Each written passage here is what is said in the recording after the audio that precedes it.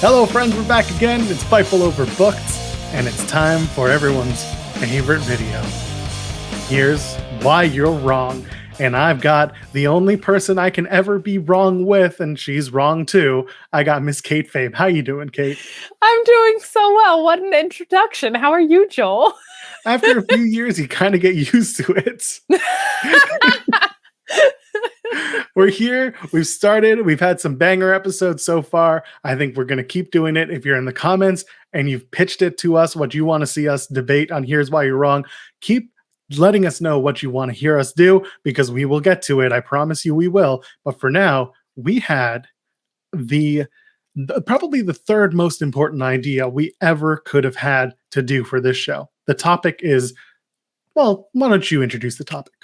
Well, it's Daniel versus Bryan. Has the Bryan Danielson run before and after his run in WWE been more successful or more important to pro wrestling than the run as Daniel Bryan? And the fun thing about this one is, before we get heavily into debate, it's really fun to have a real-time, greatest of all time Mount Rushmore caliber wrestler, I think, who has succeeded in both environments. So as far as Here's Why You're Wrong goes, I'm definitely right, as I always am. But I think what's really cool is that this is an active wrestler who has had so much success in both contexts that I really sincerely cannot wait to dive into this. As always, we flipped a coin going into this particular episode, and the duties of Daniel Bryan go to me, and the duties of Bryan Danielson will go to one Miss Kate Fabe. No, you can't do that. That is mine. This, and we can start with this, is absolutely the thing that got Daniel Bryan over in the wrestling. He may have been great as a wrestler before, but if you want something that gets over, kind of like Ron Simmons says, damn, or kind of like when Kane goes to the ring and he does the arm thing and the pyro shoots up, that's the gimmick. That's what gets you over in wrestling. And when you got to do the fingers in the air, that is what made Daniel Bryan the character star that he is today. Here's why you're wrong, Joel. Even within WWE, that is not the best thing that he has ever done, even if it was the most over. So if this was a most over competition, that didn't even come from this. That came from WWE loving to hold back people until they are so undeniably over that they have to listen to people. So I don't think it was the pointing. I think it's just that he's that damn good. And the reason I know that is, look at Bryan Danielson. He doesn't need any pointing to be one of the best wrestlers in the world. Look at what he's doing in AEW. Look at what he was doing before that. Extremely over, extremely popular wrestler, still regarded as the best wrestler in ROH, in AEW. I think there's very few people that are going to argue, especially from an in-ring standpoint, what he's able to do. And his current character of just being a douchebag who thinks he's the best in the world, because he actually is the best in the world, doesn't need anything gimmicky to be the top guy in the company that he's in. So, Joel, that is why you are wrong. My friend, Kate, here's why you're wrong about Bryan Danielson being the best. Daniel Bryan rose to prominence not only through his ability to get over, yes, but he's also a little known superstar who found his way by choking out current AEW ring announcer Justin Roberts. That garnered enough sympathy to bring him back into the fold, to bring him into the limelight, brought back for a main event at SummerSlam. And sure, it was a losing cause, but the pop was among the top of that night. And on top of that, he would go on to be not only a multi-time champion across multitudes of WWE championships, but he also held positions of power as a general manager. You can't do that. Your Bryan Danielson could never. I think he could. He just doesn't wanna, because he's already having one of the most historic runs of anyone's career. there weren't any real dream matches waiting for him in WWE outside of CM Punk, which we are likely to get again in AEW. Him versus Omega, dream match. Him versus Suzuki, a dream match. WWE didn't really throw him opponents that would be dream match opponents. It was all him doing it the entire time. And I don't think that you can even begin to argue that WWE version of him had anything to do with anything other than the man himself. And the man himself is Bryan Danielson. Here is why you are wrong. You want to talk about adversity? You want to talk about people being wrong? You want to talk about tag teams, Kate? We're going to talk about the tag team that mattered the most in Daniel Bryan's WWE career, and that is Team Hell No. No one could take away that. I am the tag team champions. No, I am the tag team. Nobody can take away that. Dr. Shelby, anger management. No one will ever take away the genius of that. Daniel Bryan, Team Hell No with Kane, the tag team title run that they had, every feud that came with it, every feud that came before it and after it, just pales in comparison compared to Team Hell No, which probably had the best character work of his entire career. Here's how I know you're wrong, Joel. That is an angle he never should have been in. It's one that he made work by default. It's not that it was so entertaining. It's that he made it so entertaining. Get out of here. That does not compare to other championship runs that he's had, like an ROH World Champion, an ROH Pure Champion. And you know what? If you go back to CM Punk's live journal, which I have been doing because it's very fun, he says, I don't know, the American Dragon seems pretty good to me. And you know what? You're right. The American Dragon run is better than a Team Hell No run any day of the week. So if you are going to go into characters, the American Dragon is one that felt real, that felt accessible. You don't need to lean on all of this goofy stuff in sports entertainment land, Joel. And I would argue his current run is the best character work he's ever done because it doesn't feel so charactery. He's a guy you've met in real life. He looks more comfortable on the mic now than he has ever looked. I think that is completely fair to say. If you go back and watch the Team Hell No stuff, a lot of it's cringy. Some of it's entertaining. A lot of it's very cringy. The stuff he's doing right now, magnifique. And as far as tag runs go, if he and Jon Moxley team up, after what we saw this week, oh man, I think that's going to blow it out of the water, Joel. Well, that's the thing, Kate, and here's why you're wrong.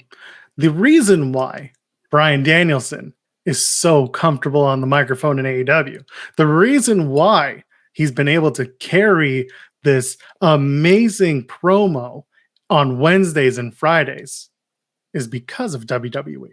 Because they've afforded him the opportunity to go out there and say the things that he wants to say, sometimes scripted, sometimes not, sometimes bullet pointed, sometimes not, but still the words of Daniel Bryan. You gave him 2 WrestleMania main events. You talk about your Ring of Honor world champions, your pure world champions. He could have been the IWA Mid-South heavyweight champion a billion times over, but guess what? The IWA and the Ring of Honor, they don't have the WrestleMania, and they don't have Daniel Bryan, 2-time WrestleMania main eventer, including championship winning WrestleMania main eventer, Daniel Bryan, in what was probably one of the most important WrestleMania moments of all time. Sure, calling it WrestleMania was dumb AF, but there was still a lot of emotion behind Daniel going from the opening match at WrestleMania, winning and going to the main event and tapping out Dave Bautista. Or was it Randy Orton? It doesn't matter anymore. But he won the championships. Here's the thing, and here is why you're wrong. That was, once again, not anything to do with Daniel Bryan. That was to do with the worst Royal Rumble up until this year's it was booking pretty bad until now. Now I will give you WrestleMania 30 is an all-time WrestleMania, and a huge part of that is the story with Daniel Bryan. I am very glad that we got to see that happen. That was probably, I mean, my God, that was from a front to back perspective, one of the best WrestleManias ever. I think you saw a lot of moments with like Shawn Michaels and Taker and stuff that were great matches on pretty decent cards. 30, because of that story and because of what else was on it, was an all-timer. So I will concede that. But I will say this. I, as a wrestling fan, think that seeing him versus Kenny Omega is something that in a vacuum is way, way, way more exciting to me. I think if you build up the acumen that you have, you deserve to put it against people who are worthy opponents. And I just go back to that. I don't think they really necessarily did that in WWE. I think seeing him versus opponents from all sorts of different promotions is something that's great. Someday we're going to get him versus Jonathan Gresham, and that is going to absolutely slap. So what is the point of building all this up if you can't have it tested appropriately against opponents that are at least in your wheelhouse, at least in your ballpark? You're throwing this WrestleMania nonsense out there. Come on. Here's the thing about that. And maybe even here's why you're wrong, Ms. Kate Fabe. Here's why you're wrong. We have the new Daniel Bryan. You want a guy who could stretch people out, a guy who saw that everything in the world, was absolutely a mess, and he wanted to make it better. You bring in the new Daniel Bryan. You bring in the champion who will do anything at all costs to win a championship and get it done, unlike a certain Bryan Danielson on Wednesday nights. This guy, this new Daniel Bryan, not only got it done, but he kept it, and he revolutionized the WWE Championship at the time. He made SmackDown what it was during his tenure. He had banger matches with AJ Styles. He had banger matches with literally anyone you can think of at this point. Hell, I can bring up the list if you want. There was Kevin Owens, Mustafa Ali. He had great matches with those people, and he kept going. Made himself a main eventer all over again after having to retire and bring himself back, which, by the way, happened while he was Daniel Bryan. It also happened while he was Bryan Danielson in the American Dragon. It happened in ROH. It's happened in AEW. My biggest complaint about the Adam Page title run has been that it took someone else to make him feel more important. I don't like that, but that is the power of Bryan Danielson. He has absolute bangers anywhere else that he goes, and I think he's being tested against better people in and out of WWE. Save a few examples. I don't think you can argue that AJ Styles is one of the best ever. But I just think that his run as a pro wrestler has felt more organic to who he is than his run as a sports entertainer. Now, I think him saving the planet is a very, very fair counter argument. I think when you're literally saving the world, there is a point to be conceded there. But also look at his merch in AEW. Look at his white t-shirt. I mean, that's how cool that guy is. He can just get a white t-shirt over. He doesn't even need anything clever as a pro wrestler. He certainly doesn't need you to put yes on a maroon t-shirt. Just let him be this cool dude, man. He doesn't need it. His acumen speaks for itself. He doesn't need to run around pointing his fingers in the air. Okay. Let's come to an impasse. Let's come to an agreement here. We've spoken a lot about Daniel Bryan. We've spoken a lot about Bryan Danielson. How about something that we can both agree with? And that is Daniel Bryan met Brie Bella. Bryan Danielson and Daniel Bryan married Brie Bella. That's winning. And they're a happy family. They're doing okay. They got their kids, and they're successful human beings. I think that's pretty okay. Real cute kids too. Right? Oh real cute kids. I think they're like, I would kidnap you. You're such a cute kid, that level of cute kids. Yeah. I think that the reason we're able to make these counterpoints is because he really truly put in the hard work and was successful literally everywhere he went, which is kind of the point of this, right? It's just a matter of taste of like what you prefer to see on your screen. I think his ability to grasp success everywhere he went is truly such a testament to why he's like a Mount Rushmore level wrestler. And as someone who started watching in 2009, that actually sincerely does make me really emotional, because I never got to see like a Mount Rushmore level wrestler in real time. Like, I wasn't watching during Hart and Michaels and Eddie Guerrero and stuff like that. So I think it's so awesome that we have gotten to see such an incredible career from an incredible wrestler, and that it's still going. So it's really a matter of taste of what you like more. This is a very fun episode. By the way, Bryan Danielson, if you're watching this for some weird ass reason, probably is. You know that robe that you wore at WrestleMania, the one with the flames and the red and the can you bring that back? I'd like to see that back. I like that. Can you bring that back? I like the robe. Just bring it back one time. One time for us. Don't tell anybody about it. It'll be between the three of us. Huh? There you go. Yeah. Just the three of us. It'll be our little thing. We're the three best friends that anyone could have. Kate, tell them where they can find you on the internet. You can find me at Miss Kate Fabe. Miss Kate Fabe on Twitter. You can find me on Tuesdays and Fridays on Fightful YouTube reviewing NXT 2.0 and AEW Rampage and SmackDown respectively, as well as Wednesdays at Mark Order Pod, talking all things All Elite. That's why we put everyone's Instagram and Twitter names down below, because when we inevitably screw it up, you can just read it on the page. That's it.